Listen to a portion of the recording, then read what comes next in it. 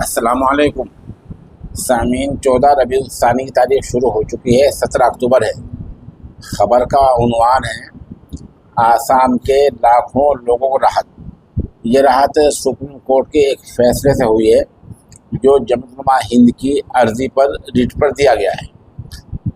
جمعیت علماء ہند کا یہ ایک بڑا کام ہے۔ خبر تھوڑی تفصیل سے ہے، سنائی دیتا ہوں۔ آسام کے لاکھوں لوگوں کو راحت، کٹ آف ڈیٹ 1971 قانونی طور پر درست قرار۔ سپریم کورٹ کا تاریخی فیصلہ جمعیت علماء ہند کی طویل آئینی جدوجہد رنگ لائی۔ صدر جمعیت علماء ہند مولانا محمود مدنی اور صدر جمعیت علماء آسام مولانا بدر الدین اجمل نے کہا، ہماری لڑائی لاکھوں انسانوں کے لیے تھی۔ نئی دہلی، سپریم کورٹ نے اپنے ایک تاریخی فیصلے میں سٹیزن شپ ایکٹ 1955 کی دفعہ 6A کو آئینی قرار دیا ہے۔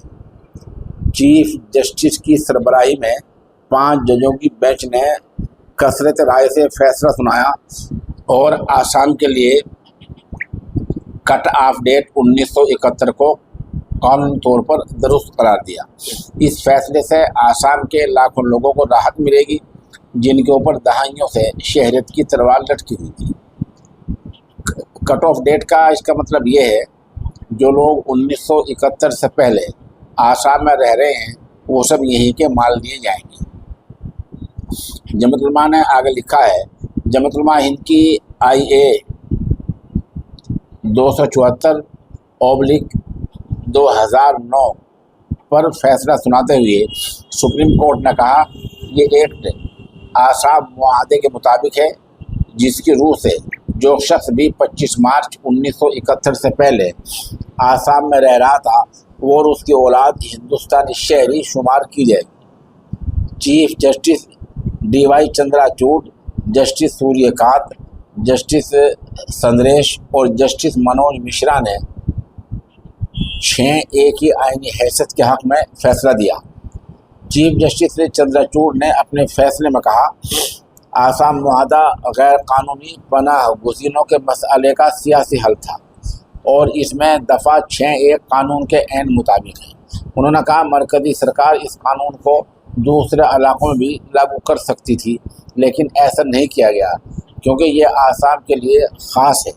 عدالت نے مانا کہ 6A کے تحت 25 مارچ 1971 کی کٹ آف ڈیٹ بھی درست ہے کیونکہ آزادی کے بعد بھارت کی دوسرے علاقوں کے مقابلے مشرقی پاکستان سے آسام میں ہجرت زیادہ ہوئی ہے۔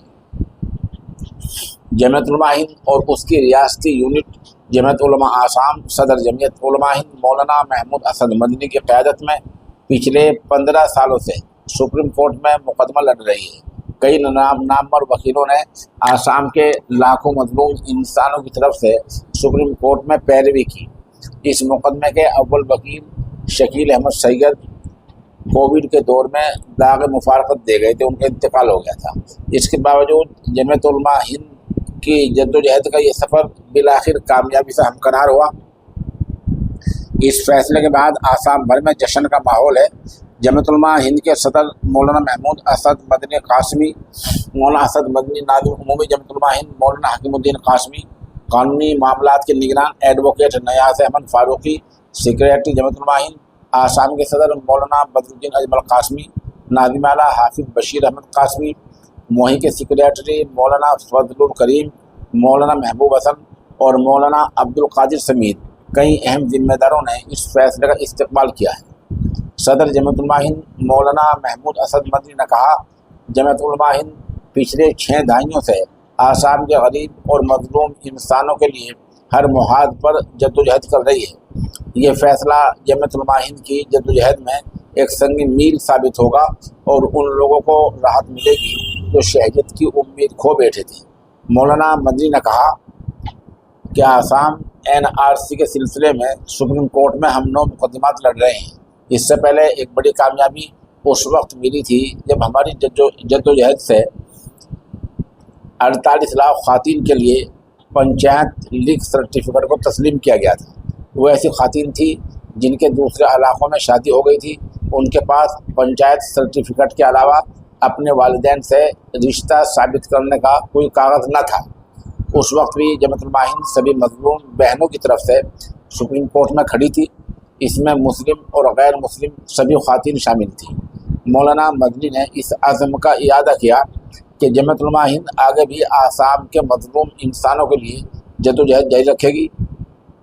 सदर जमात उलमा आसाम मौलाना बदरुद्दीन अजमल ने कहा, हम इन तमाम तंजीमों और अफराद का भी शुक्रिया अदा करते हैं जो किसी भी तरह इस लड़ाई में शरीक रहे और आसाम के मुसलमानों की शहरियत के तहफ़्फ़ुज़ के लिए कोशिश करते रहे।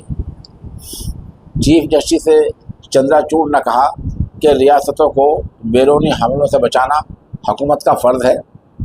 आइन के आर्टिकल 355 के फ़र्ज़ को हुकूक के तौर पर पढ़ने से शहरियों और अदालतों को हंगामी हुकूक हासिल हो जाएंगे जो तबाकुल होगा। उन्होंने कहा कि किसी रियासत में मुख्तलिफ नस्ली ग्रुप की मौजूदगी का मतलब आर्टिकल 29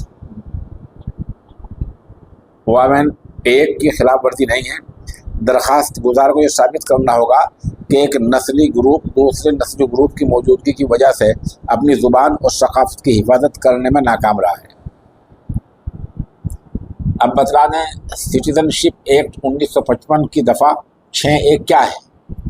दरअसल सिटीज़नशिप एक्ट 1955 की दफ़ा 6(1) भारतीय नज़ाद गैर मुल्की पनाह गुज़ीनों को जो यकम जनवरी 1966 के बाद लेकिन 25 मार्च 1971 से पहले भारत आए, उन्हें भारत की शहरियत तलब करने का हक़ देती है।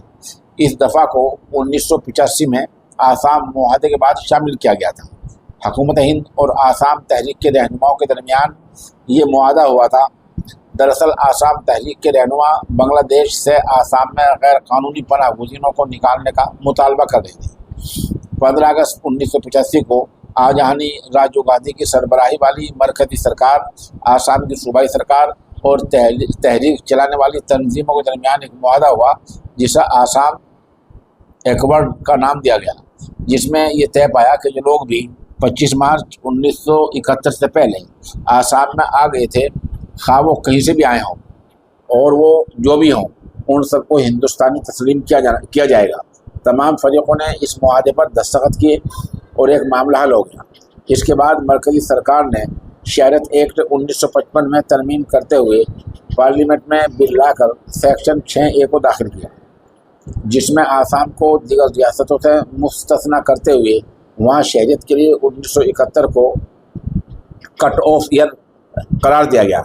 मगर 2009 में आसाम सनमिलिटा महासंघ नामी एक गैर मारूफ तंजीम ने सुप्रीम कोर्ट में रिट पिटीशन दाखिल करके आसाम एक्वार्ड और शहरियत एक्ट की सेक्शन 6(1) को कलअदम करार देने की अपील की। इस तंजीम की मांग थी कि आसाम में जो लोग 1950 से पहले आए हैं, सिर्फ उनको ही हिंदुस्तानी माना जाए, जैसा कि मुल्क की दीगर रियासतों में यही पैमाना है। जमात उलमा सूबा आसाम ने अदालत उज़्मा में इस मुकदमे में फरीक बनते हुए इसे चैलेंज किया और आसाम एक्वार्ड को बरकरार रखने की मजबूती के साथ वकालत की। जमात उलमा हिंद की तरफ से इस मुकदमे की पैरवी सीनियर वकील AMR शमशाद, दुष्यंत दावे, इंदिरा जयसिंह, एडवोकेट मंसूर अली खां, शकील अहमद, सैयद मरहूम ता वफात 2020, संजय हेगड़े, आसाम से अब्दुल सबूर, मुस्तफ़ा खुद्दाम हुसैन, नजरुल हक, ये लोग रहे। बहरहाल इस फैसले का एक लंबी खबर हो गई, मैंने आपको खुला सुना दिया। सुप्रीम कोर्ट ने माना है कि 1971 से पहले जो लोग आसाम में रह रहे हैं, खा वो कहीं से भी आए, उन्हें हिंदुस्तानी शहरी होने का हक़ हासिल है। जबकि कुछ तंजीमें वहाँ की ये कह रही थी कि नहीं, ये 1950 से पहला करार दिया जाए, जो 1950 से पहले जो रह रहे हैं वो यहाँ के माने जाए, नहीं तो नहीं।